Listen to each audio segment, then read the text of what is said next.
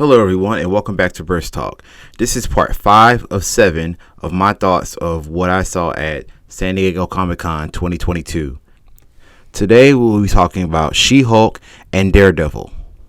Now, I've seen both trailers to She-Hulk, and of course, the fandom is divided due to the CGI. But as you know, Marvel is in trouble with the visual effects artists for poor working conditions, so that's why the work has been lackluster for the past couple movies.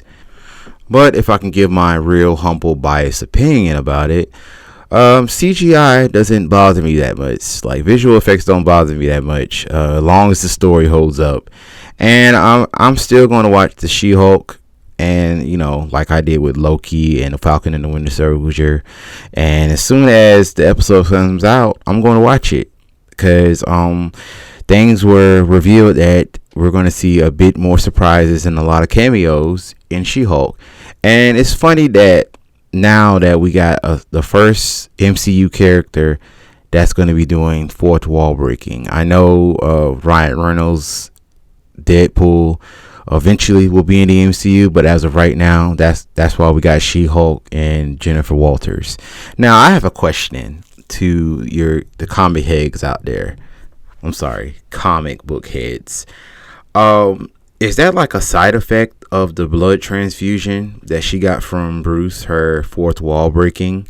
Because it was kind of interesting when Bruce, aka Smart Hulk, wasn't real psyched about Jennifer returning to be a lawyer, and he was being sarcastic, and Jennifer looked off into the camera and said he doesn't mean that. But then she, looks crazy or looks kind of distraught, like, why did I do that? Why did I look off into the camera? Or why did I look off like there was someone there? I think she has that ability, or I think she has, like, self-awareness of that she's a fictional character, and now she talks to us and whatnot. I don't know. I know they probably will address it, and if not, that's okay, as long as it's funny and it serves, substance to the plot. I really hope that Bruce's character doesn't go off the deep end and get really jealous because everything's working fine for Jennifer as she goes through her Hulk training. Now, as we all know, women versions of a certain superhero like Supergirl, She-Hulk, for example, and I can't think of Hawk Girl. In certain cases, women mature faster than boys. Women mature faster than men in most cases, from what I've seen, especially with my infant daughter. She's already trying to hold her neck up. But anyway, like I said, I'm excited to see She-Hulk when it premieres August 17th, 2022. And I believe it's going to have a total of 9 episodes. But I'm willing to hope what's going to play out with that. And another theory I feel like I have about Hulk is that, or Bruce Banner, is that he may revert back to being like, the aggressive Hulk due to his jealousy or whatever, that Jennifer's, learning things faster than he ever could. But that could be some good character development for Bruce and whatever. But my sister and everyone else thinks that Hulk's MCU regression should be considered a crime.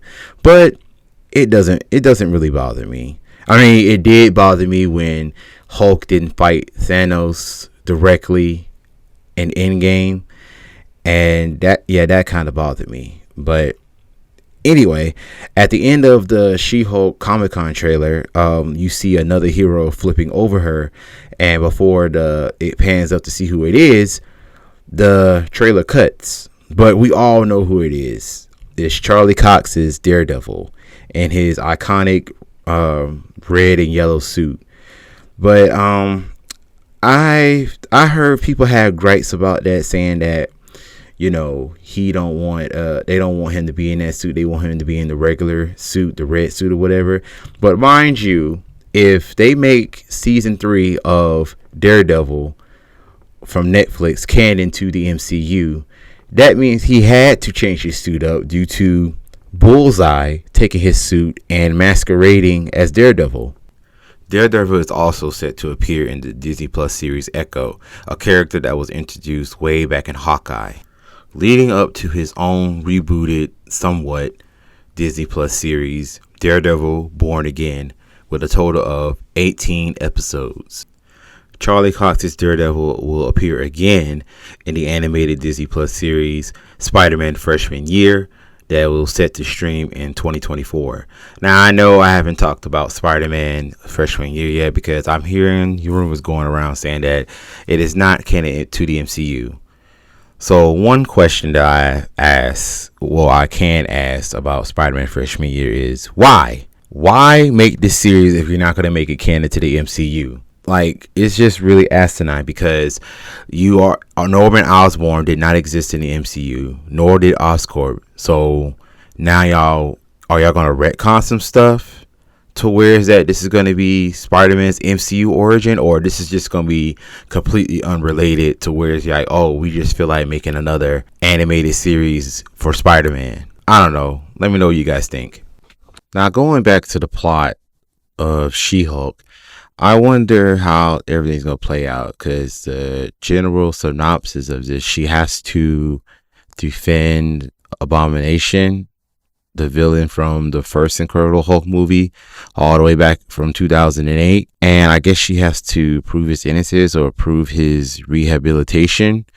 And I guess that it will set up Thunderbolts, a movie that's been announced, probably going to be in either phase 5 or 6. But we'll talk about that later.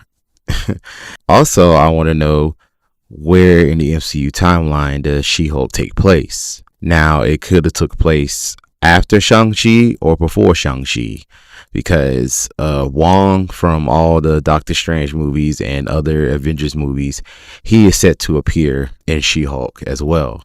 But there seems to be a bigger threat going on rather than she dealing with small time new villains or whatever. But I'm excited to see like where the She-Hulk takes us because like I said before, actually, they are saying that they're going to have big surprises in the coming episodes of She-Hulk as the series progresses.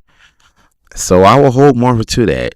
Now, if it was lackluster and, nothing to be excited about like Moon Knight and Ms. Marvel, even though I liked it, Ms. Marvel and Moon Knight, I felt that it doesn't affect the overall story of the multiverse saga, which I will talk about later.